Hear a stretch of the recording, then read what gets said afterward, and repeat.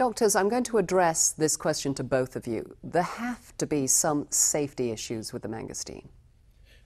The first thing I'd like to say, Abby, is that one of the benefits of traditional medicine, medicine that has been used by cultures in various parts around the world, is that they use an herb or a fruit for century upon century, and it's passed down from family to family, that from record to record shows which fruits or herbs are helpful, which herbs or fruits are toxic or have harmful effects, and that there is not one documented case in any research that I've been able to uncover that demonstrates there's any type of adverse or toxic property to the mangosteen fruit, the pericarpate seeds.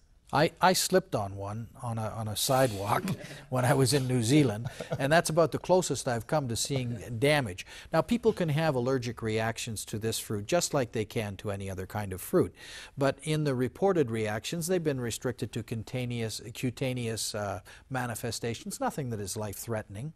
So it's not that people cannot have adverse reactions, but they aren't life-threatening. They don't fall into the same category as drugs do. And, you know, you just have to wonder, why would you ever use a drug which has the potential for disaster when a mangosteen or a fruit or some other edible element that is in nature could possibly give you the same kind of an effect? That's the question I ask over and over. Right. And my dad used to tell me when I was a little kid growing up to trust in God but tie up your camels.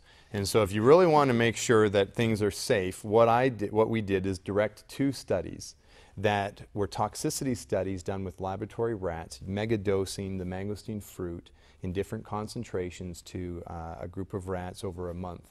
And in macroscopic and microscopic examination of the tissues of the rats, there was nothing that showed any type of pathological manifestation. The only change in behavior that was noted was that the rats were running out and sharing their mangosteen with friends.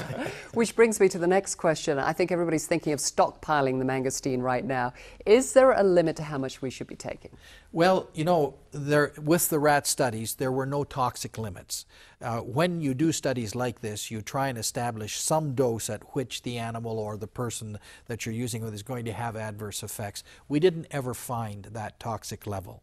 So there is no toxic level. However, in minimum dosages, when someone is looking for a therapeutic effect, something's gone wrong with them, and they're trying to get that in some way reversed through the assistance of the mangosteen, I recommend that because it has a half-life of 4 to 6 hours in the human body. In other words, it remains in the circulation for about 4 to 6 hours before half of it is gone, that it should be dosed 3 times a day.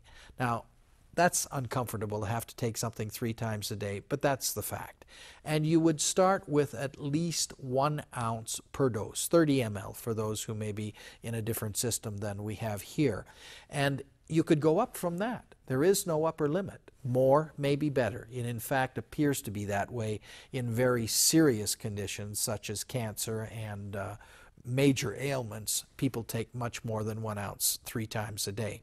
However, when you're looking for the benefits of prevention, a single ounce a day seems to be all that you need.